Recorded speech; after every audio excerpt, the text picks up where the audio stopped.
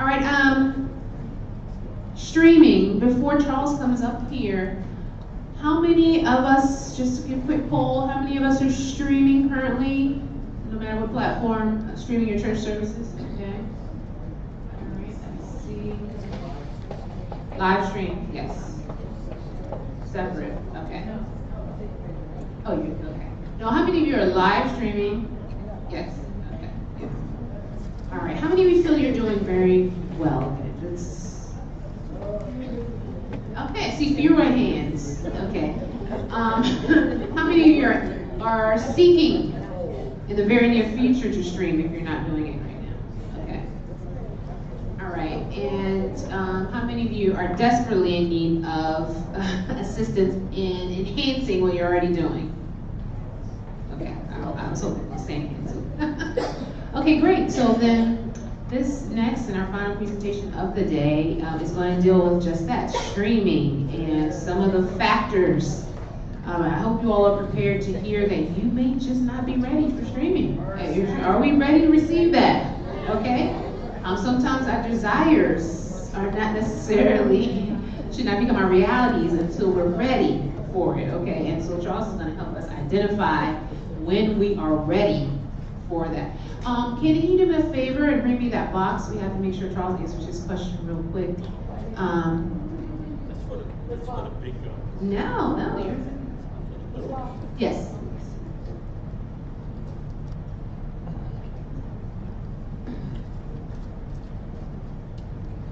Thank you very much. Hey, Bryce. Yeah.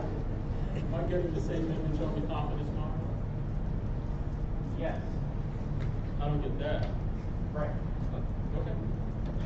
You know what you're doing. Where's your mic, Steve? Not to begin. Oh, okay. Any questions? Okay.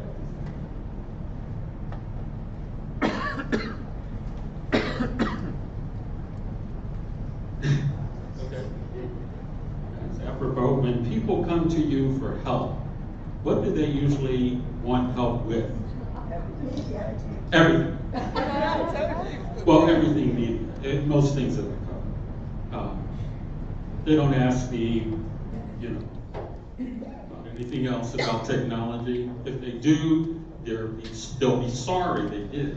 Because I don't handle anything else but tech. Right?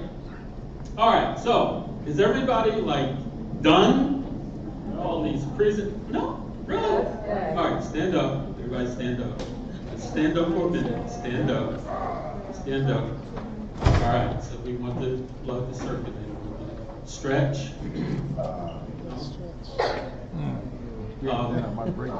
Bryce, you want to cue up that first video? All right, so I was given a half an hour. Or you can sit down. I was given a half an hour.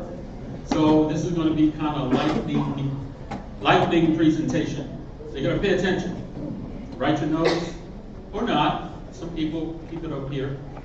All right, I want to start off with a little humor. Is that all right? Don't we need a little humor? Christians are some of the funniest people. Amen. Put this on projection for lighting. Now, just pretend that Bible characters had iPhones. Well, that's what these two guys are going to demonstrate. Literal.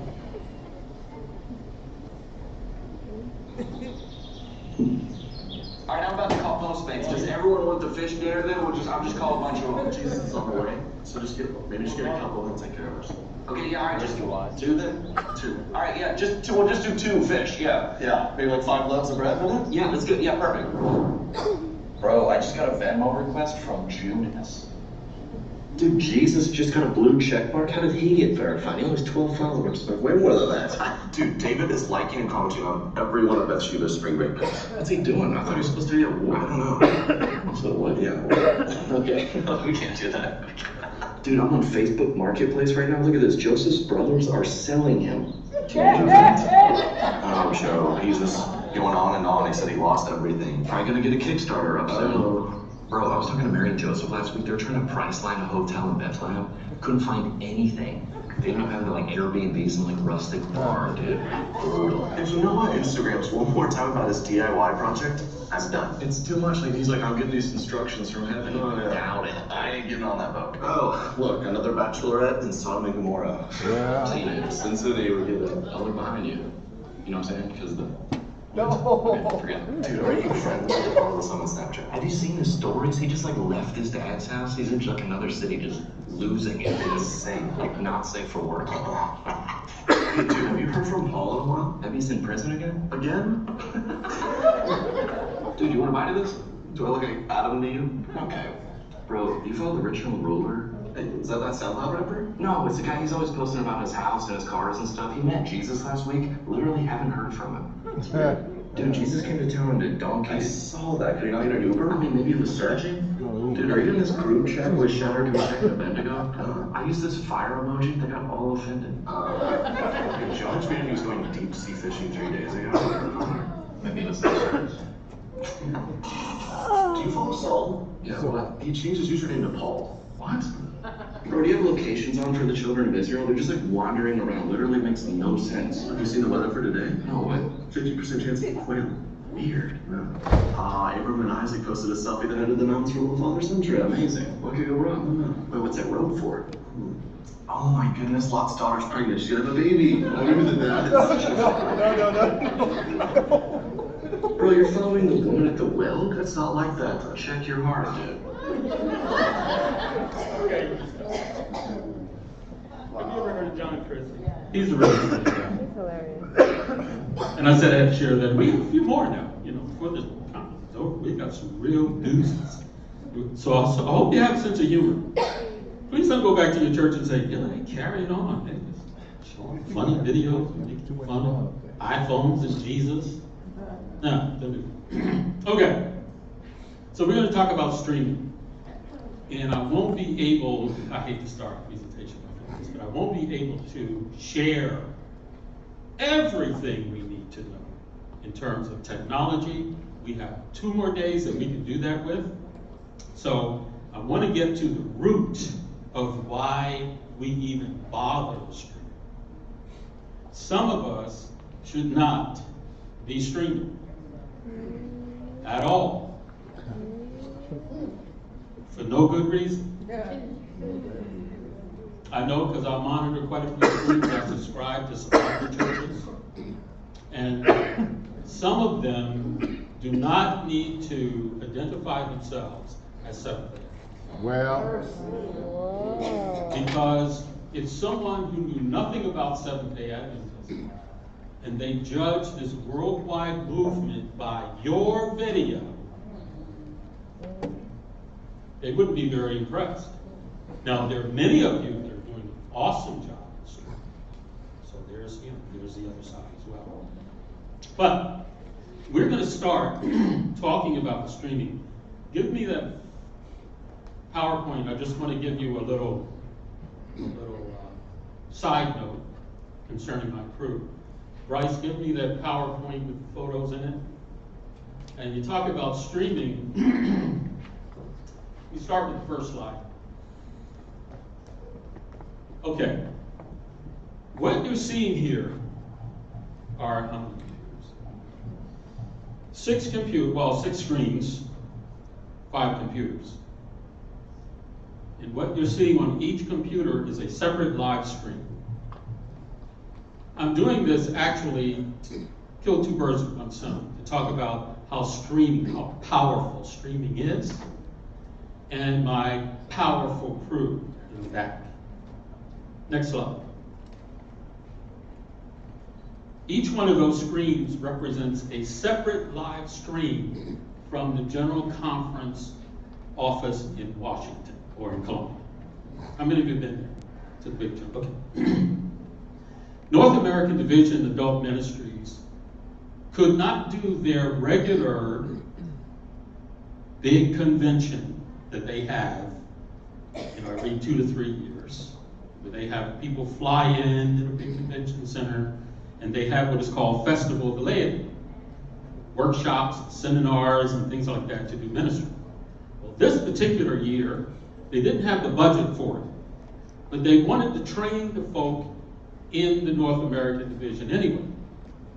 So they called on Allegheny Media, I'm proud to say, this is probably some shameless promotion for me, but if I have an awesome crew, I might as well talk about it, right? God has blessed us.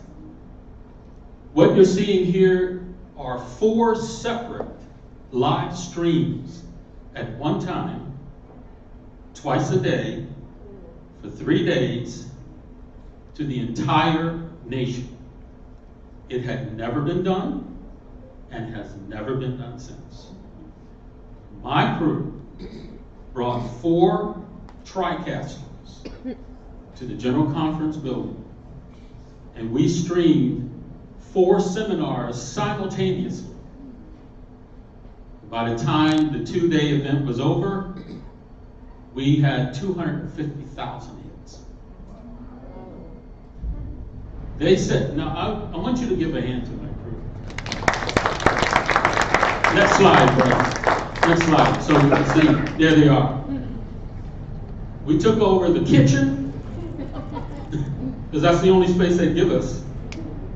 We had a TriCaster in each room with a producer and an IT specialist. The entire system was wired by George O'Brien. All right, George. With their IT professionals, at first they said it couldn't be done. And all George said was, show me where your box is. He did the rest. He's amazing. So there's Bryce there, and we had about 8 other staff members in 4 different rooms. Evan was there. We even brought folk from Huntsville that used to work with me. And they came in as videographers and producers, and we did something that was never, ever done at the General Conference building. Live streaming, 4 TriCasters, 4 separate seminars at the same time. You see the power of live streaming? That was not Hope TV. That was not 3ABN. That was internet streaming. Okay, so that's my promotion. I got a tight crew, I gotta let you know. These guys are awesome. As soon as we're done here, we're heading down to Columbia Union Conference to do their evangelism event. I'm proud of my guys, that's all. What can I say? They're awesome. Okay, so next video. Now this one pay attention to. You know, you're gonna turn the lights up, but you can still see. This is all pertaining to YouTube. We're gonna concentrate on YouTube on this streaming segment here. But this video is so sophisticated. Some of y'all know I'm lying. It's so sophisticated and so cerebral and so scholarly, you gotta pay attention. This is YouTube and the issue of copyrights. Let it go. Hey everybody! Okay, you're here on the YouTube copyright page. So, if you're watching this, probably you're having problems with your video getting taken down, or you think someone else uploaded your video. Stop the video! Larry, you can't stop. YouTube hired us to make this video. The video is being stolen and re-uploaded right now!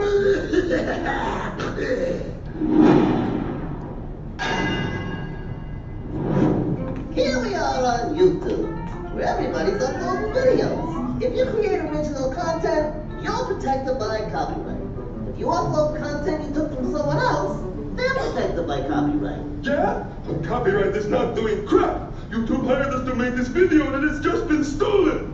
I'm going to tell the bigwigs at YouTube that we should... As a disclaimer, there is one tiny expletive You know there, there's so links forgive on us this for page that. that We can didn't help you, produce right? it, YouTube. You don't have to watch this.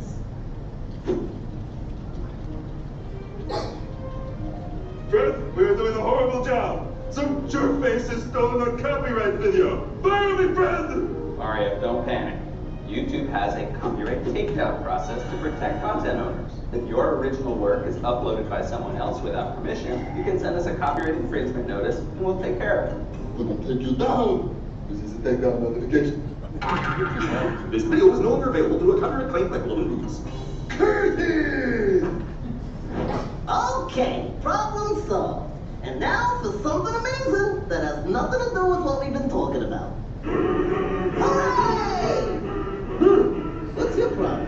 I know it's your video. That's why we paid you for a license to use it. Don't do this. This video contains content from Gorilla, who has blunted on copyright grounds. What the hell is that? Looks like a content ID claim just blocked our video. What? Get out of the way!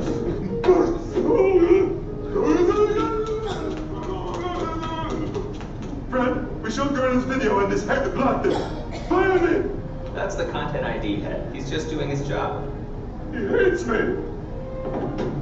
He doesn't hate you, Mario. Content ID is triggered automatically when a YouTube video includes audio or video that's been claimed by another copyright owner.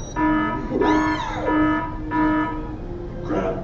Well, in this case, I think you're fine. I think we gave you money to clear the rights to that video. If so, you can file a dispute. Did we give Gorilla money for his video, Papa? Yeah, I did. I swear. Okay, we're good. What is dispute? A dispute is a way to challenge the accuracy of a content ID match. You can learn more about it and start the process in your YouTube Video Manager. I don't understand. Well, there's two ways that a video can get blocked or taken down for copyright reasons on YouTube. One is a takedown notice, the other one is a content ID match. Wait, aren't those the same thing? No, they're not the same thing. If you want to know more, read this article before you go to your Video Manager. This is boring. Yeah, I know. The video is the worst. This video is doing great.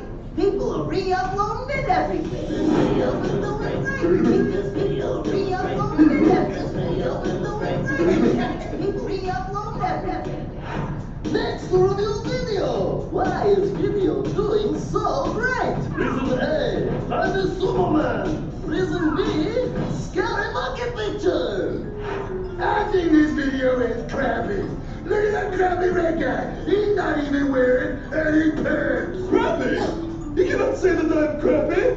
I will take down notification his video. Mario, that's his video. He'll just send you a counter notification. Copyright don't work like that. This is not fair. Nope.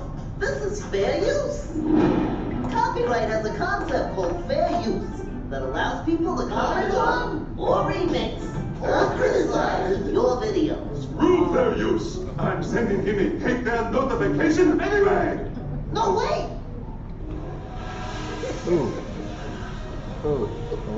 Hey, Brad, I want to take down the video. It's making fun of me. Mario, you can't go around censoring people who are commenting on or criticizing your video. Copyright law leaves room for commentary, criticism, parody, and other transformative uses. You can get in a lot of trouble for ignoring that. Wait a minute, what are you doing? This is great stuff. I'm putting it in the video. This video is getting amazing. But the video's over. All we gotta do is tell people there are links down there to help them. But what about all that footage we shot before this video got all preachy and boring? That was amazing! Now let's show the scene where the T-Rex eats the lawyer on the toilet! From Jurassic Park? We can't show that. You didn't learn anything. Shut up! Kill Jurassic Park! This video is no longer available due to the copyright claim that the people reported the T-Rex eating the lawyer while the lawyer's sitting on the toilet. Fred, is this a nap pod? Fred, are you napping? Fred? I'm sorry to have made you laugh. But I thought that was cute. It's worth looking at the video again. They do have other links that will take you to YouTube to help you with disputes should your video be taken down at the live stream. They do have a process. You're not just subject to being taken down. You do have recourse, and it's there. So let's go to the second slide. We're going to jump right into it. We're going to do some. We're going to do some sort of lightning information about YouTube. I think statistics that you should know. I'm going to go and turn this lights out. Or is the light director is taking care of it. Okay. My remote stuff. The digital portal to the world. How many of you are actually streaming on YouTube? Are you streaming on another service? What service? Facebook. Okay, any other service? Yes, sir. Facebook, Sunday Stream, LinkedIn, what's the other one? Twitter, and also one other. Okay. All right, so for the most part, most of you here that are streaming YouTube, right? Okay. YouTube over the years have become extremely powerful. They're worldwide. They're the second largest search engine, second only to Google. And you can get just about any information you want off of YouTube. Let's go through this. 400 hours of video are uploaded to YouTube every minute. 400 hours. That wasn't my choice of colors there. I think the American took out my white letters.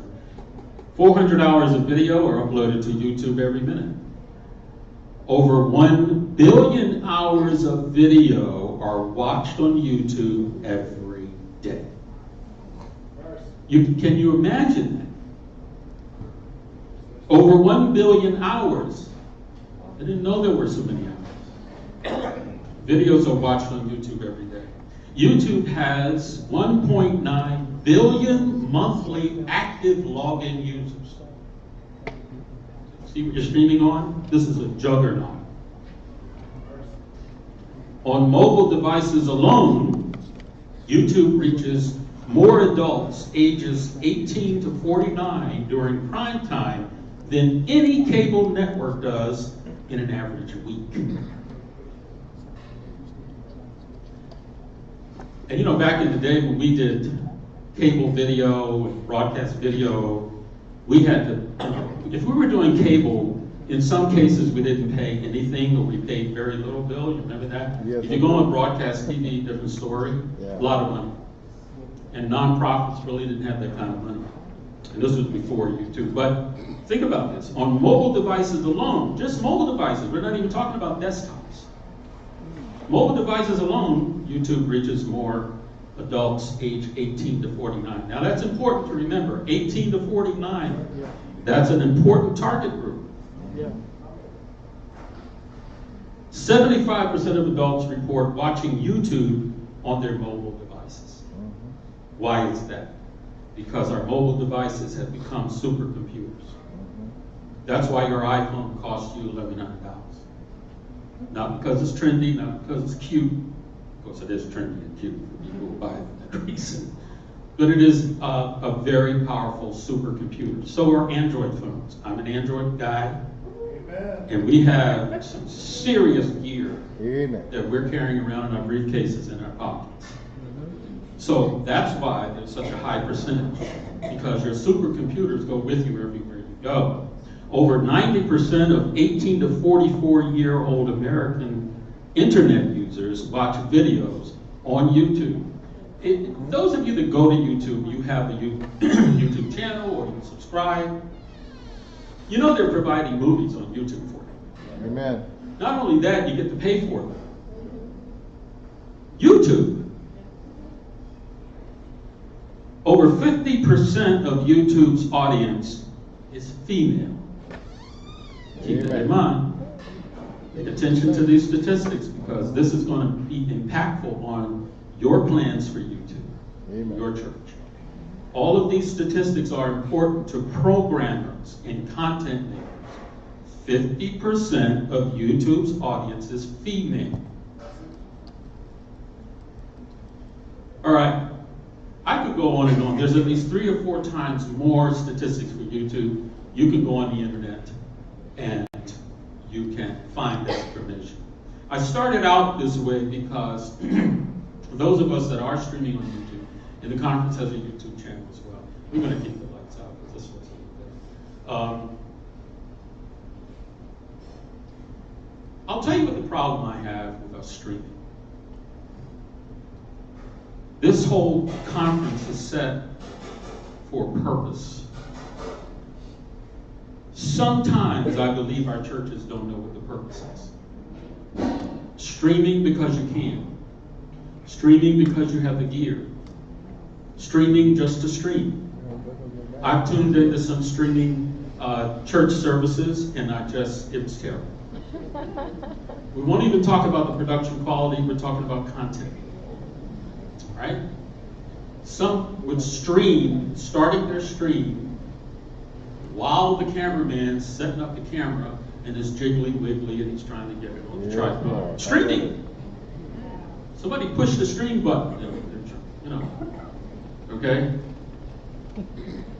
Then we have the service from the end of Sabbath school, yes, Lord, through the processional, through the church clerk announcements, through the bullet. Those are the ones that just go next. Even a person that doesn't know anything about Seventh-day Adventist Church and they're looking for a church service, or they just stumbled upon it, in a search, they may put a word that's in the name of your church, and your church comes up on the results of the search, and they'll go, oh, blankety blank Seventh-day Adventist Church. Well, let me see, because it'll say live when you're streaming. There's a little red box down there that identifies you as live streaming now. So they click on to watch. Okay. Without any identification, we have churches streaming. Don't put up lower thirds. You know what a lower third is, right? That little tag that comes up at the bottom to identify. Don't identify the church. Don't identify the preacher. Don't identify the fact that the praise team is singing. It's just live streaming. No pre-production, no post-production. Now I'll give you an example. It's not because I'm partial, but I am partial. Exactly what I was going to say. Pine Forge Church, right across the street. Part of their team is back here. If you ever want to see a very nicely streamed service, one camera, Pine Forge Church does an outstanding job. Why? Because when the stream starts out, they fully identify themselves. They have lower thirds to identify who's preaching, and maybe even the title. And at the end of the service, they thank the viewer for streaming, seeing the live stream, and they give further information about the church. They show the website. They say we do these ministries during the week. Fully identifiable. Then the opposite is other churches that just stream. And what's interesting is that when I look at the views while it's streaming, 3, 10 viewing. And I said to some of these churches, when I go around and do the workshops, I said, does that bother you? You have 6 viewers right now. 6. And it's probably those members that couldn't get to church. Mercy. So what's the purpose of streaming? Is it because we can? Some churches are a lot more technologically advanced than others, and so they do the stream and they can do the graphics, so forth and so on. It's fully understandable. But those of you that have the capability, I plead with you to do better purposeful streaming. So you have to ask yourself, what's the message? What are we saying when we stream? What does that actually say? You're streaming your service. So what? So what? It's a church service. What's your message? What's the follow-up? And here's the weakness. Some churches won't open up the chat room because they're afraid some troll will get on there, say something not so pleasant. We've had it done sometimes. But there are people who want to respond. So how many of you in the description area below your live stream, when it's done, how many of you put further information? Anybody? You can click a button, opens up the bottom part of your live stream video. You can put service hours. You can put your website URL. You can invite them to other live streams or programs going on at your church. And how many of you are actually taking advantage of the YouTube website that you can get as a subscriber and as a member of YouTube, having your own channel? You can actually put your church logo up there. So there's a whole lot more to the YouTube streaming portal than just the streaming action.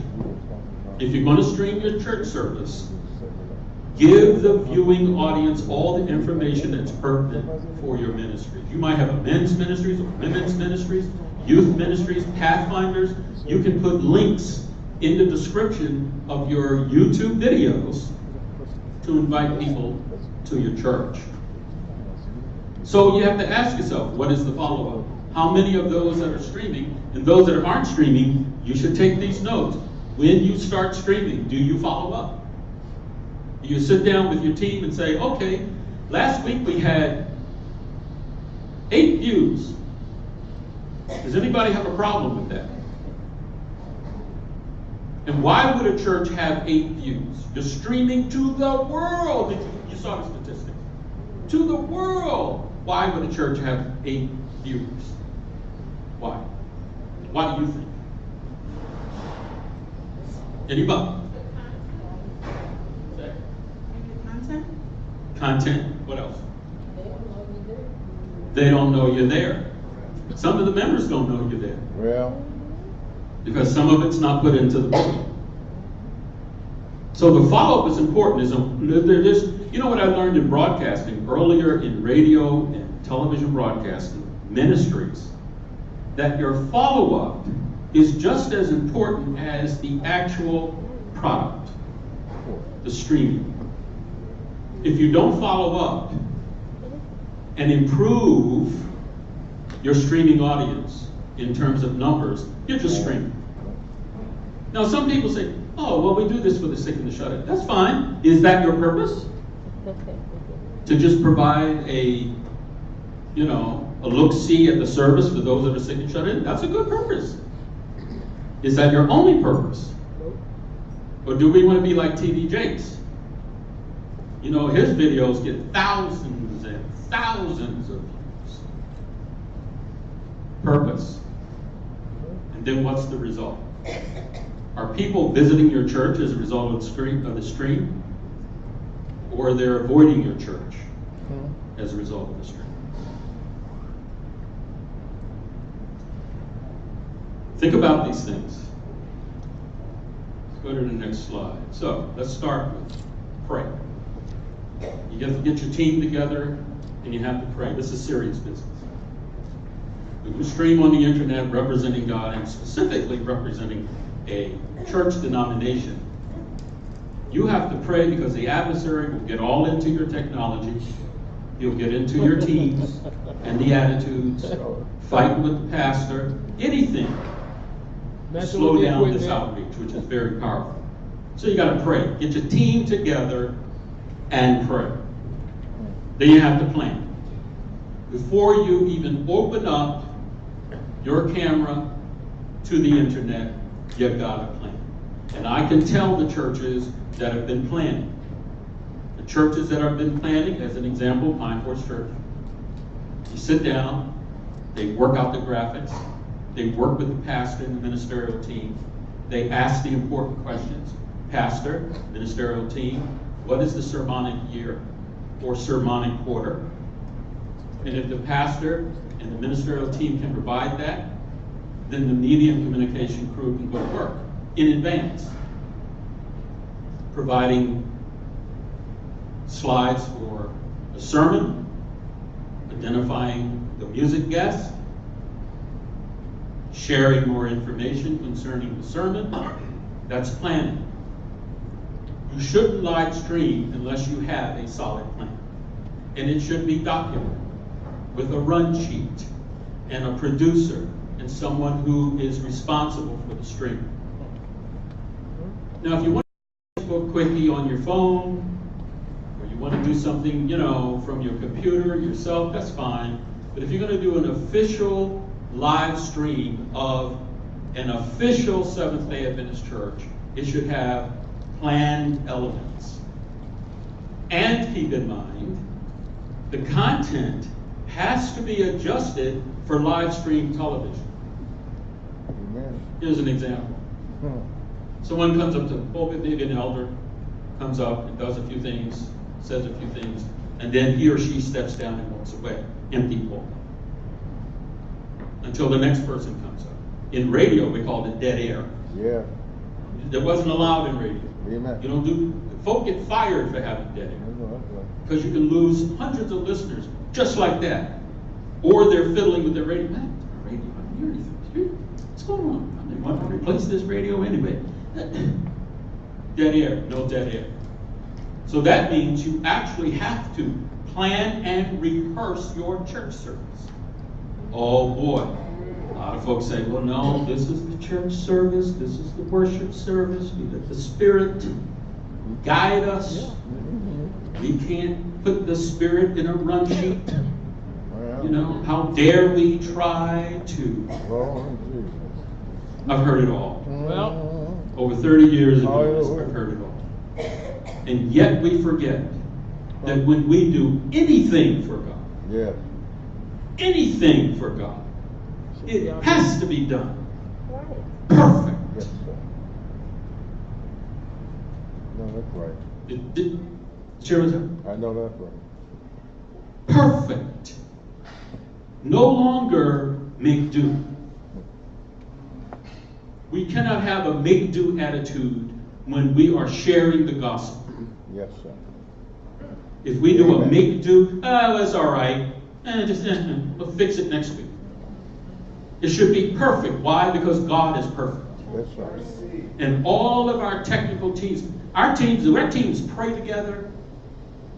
We want God to lead us. We don't have the big head. And we want God to help us to present the word perfectly. I saw a TED Talk recently. And the gentleman said, good enough is not good enough anymore. That was the title of his TED Talk. You can look it up. Why have we allowed ourselves in our churches, and this can go a long way with other aspects of our church, in our worship services. Amen. Why don't we strive to make it perfect? Good enough is not good enough anymore. This TED Talk speaker said, let me give you an analogy. How many of you fly on airplanes? Folk raising hand. Yeah. You buy your ticket. You go to the gate. They board you. You sit on this long tube of steel with two guys up front. And they're going to fly you 600-700 miles an hour at 33,000 feet. And you land. Perfect. What happens if the air traffic controller says, that's good enough? Their work has to be perfect. If it isn't, people die. And yet we're given the opportunity to give back to God, and we say, that's good enough. Well, this is how our products are viewed as unprofessional, unnecessary, because we don't see it from a perfection perspective. So I say, when I've gone around and done workshops, whatever, I go through this same spiel. Some of those churches said, we're taking our stream down because we're not perfect. Now, you can be as perfect as you can be with the equipment you have. So, if you only have one camera, shoot it perfect. Yeah, amen. Okay? Shouldn't have a wide shot with the pastor way down front. He was like a flea. Well, preaching hard and folk can't see. That's not perfect. That's imperfect. So streaming is important, because we have a very visually oriented society. They know a good show when they see it. Amen. And I don't know how many people have said, yeah, I went to so-and-so church's website and I was there 5 minutes and I had to leave. Why? Because they're used to higher production. Okay? There are some churches that are doing an outstanding job on their live stream. And I can tell that they're planning. So my suggestion is, if you're not planning, and you're not working with the ministerial team, the pastor, working together, then you're not doing a perfect job, and you should take your stream down. It's useless. 10 views. You're not advertising. You're not telling your friends and relatives. You're not even putting it on your website. I went to one church, they invited me to come and do a seminar. And they said, oh yeah, we stream every Sabbath. I said, oh great. I said, is it posted on your website? It's on YouTube. So when people visit your website, they have no clue that you have 173 sermons on YouTube. Streaming is important business. My colleague back there, Bill Morgan, we did years of professional video production. You know, days and days of planning. Shooting sessions after shooting sessions. We'd stop because something wasn't perfect. When I did radio broadcasting, I had the studio that was recording my show have me redo things. Why? Because they were professionals. They wanted it done perfect. Yes. If their name was associated with it. So why aren't we in the perfect mindset when we do things for the Lord? We've accepted mediocrity. That's okay. Well, yes, that's part of it. It's very complex as well. There are other aspects as why our streams are not as good.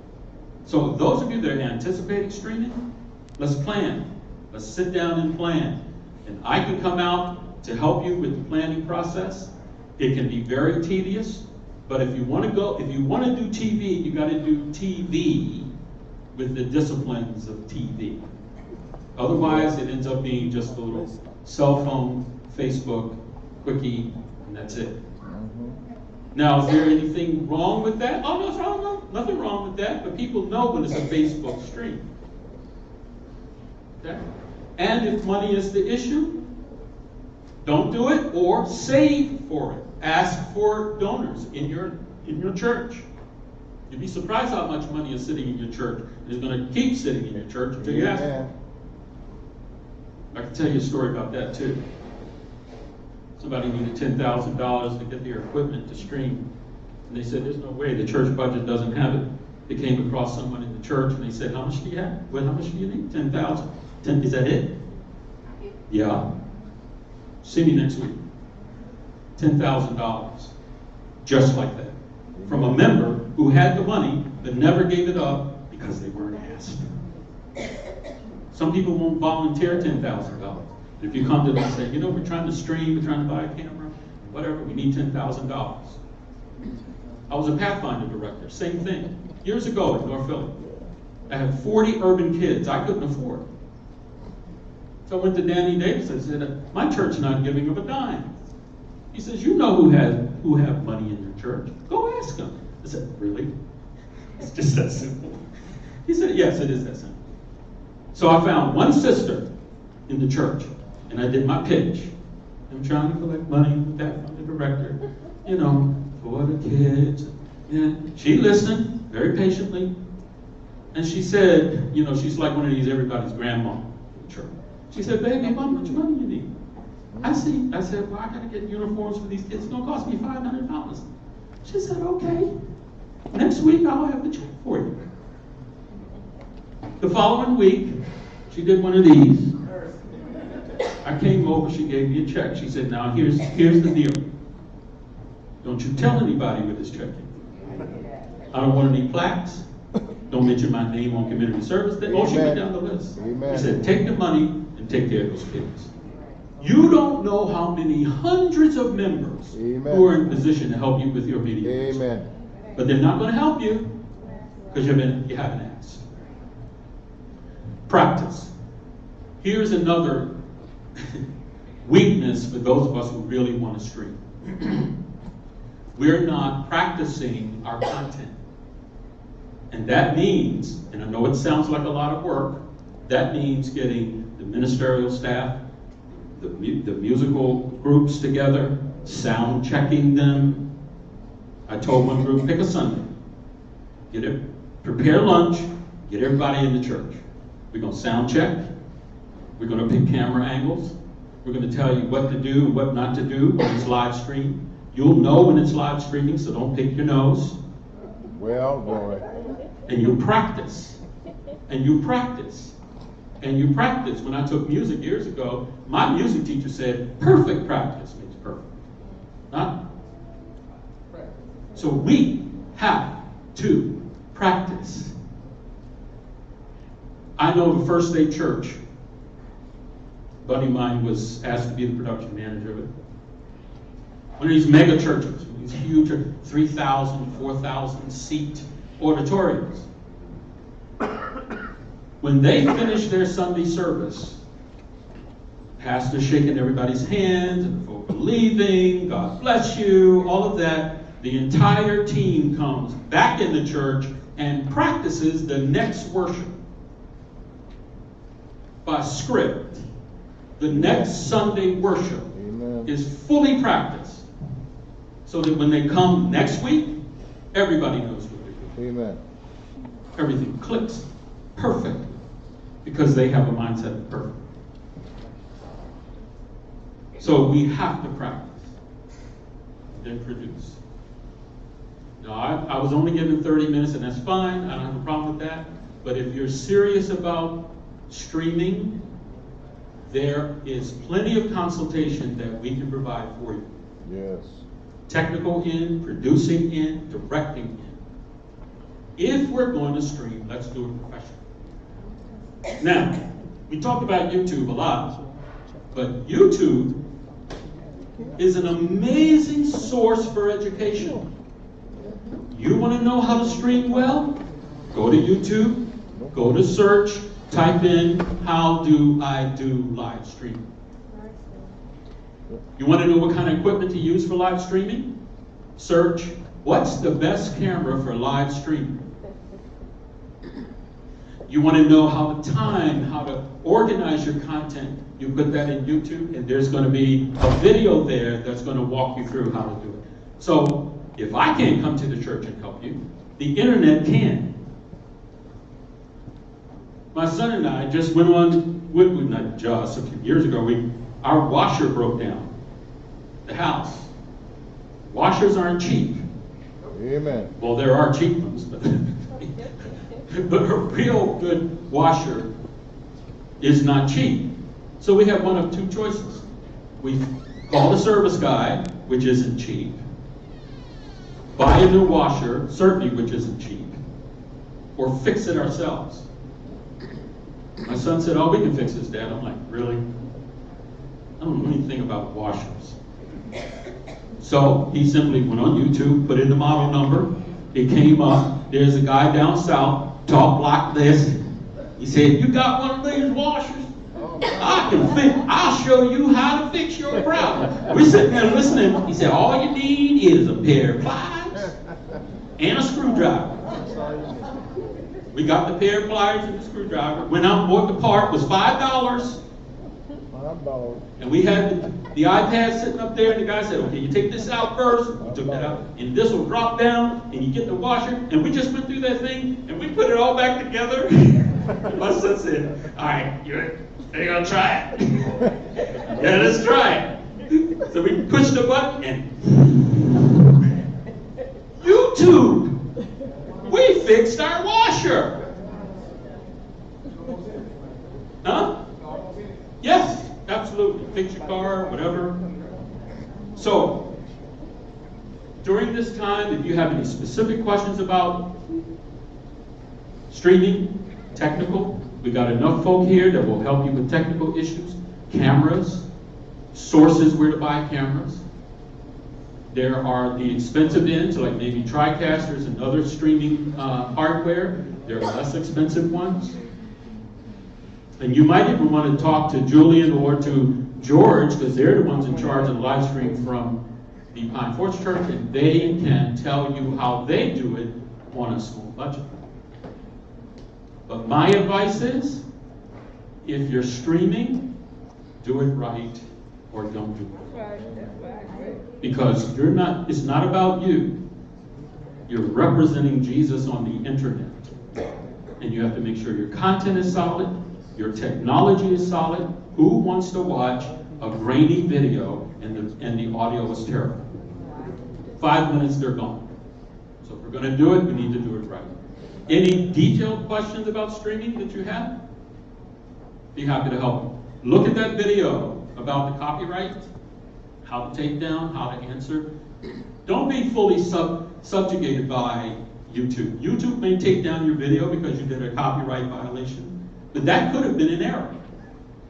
And there are times when they realize it was done in error and they put it back up. Some companies who depend on live streaming on YouTube have been suspended for 90 days. So they're getting very serious about this. Okay? My time is up. So I hope, do you have any questions? Let me know. Thank you.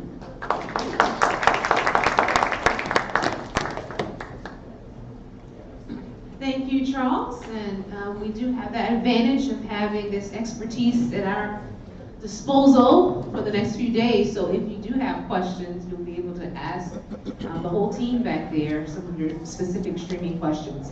As we prepare for dinner, Wanda is still here and her team is Zach Promotional. So if you have questions, they're there to answer questions there before they leave for the evening. So make sure you see them as well with any questions that you have. Okay, have we learned anything today? Yes. All right. Did we learn too much, or we still have more we want to learn tomorrow? Okay, great. And just to make sure you recognize tomorrow, I realized today, for some reason, the whole 11th hour of tomorrow is somehow left off the back of this schedule. It's correct in your book. But tomorrow we're going to be talking about,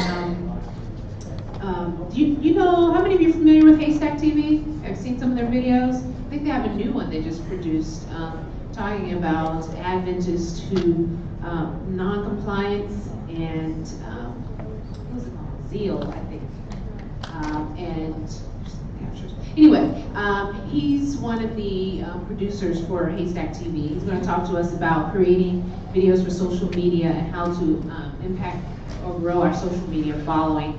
And then we have Ricardo Bacchus, who we met this morning. He's from the Visitor magazine. He's going to be talking to us about how we can write stories that people actually want to read. A lot of you contact me wanting to share some of the things happening in your church, but you don't really know what people will want to hear about. He's going to help us with that. And we also are going to learn how, we talked a lot about how our cell phones are very powerful devices.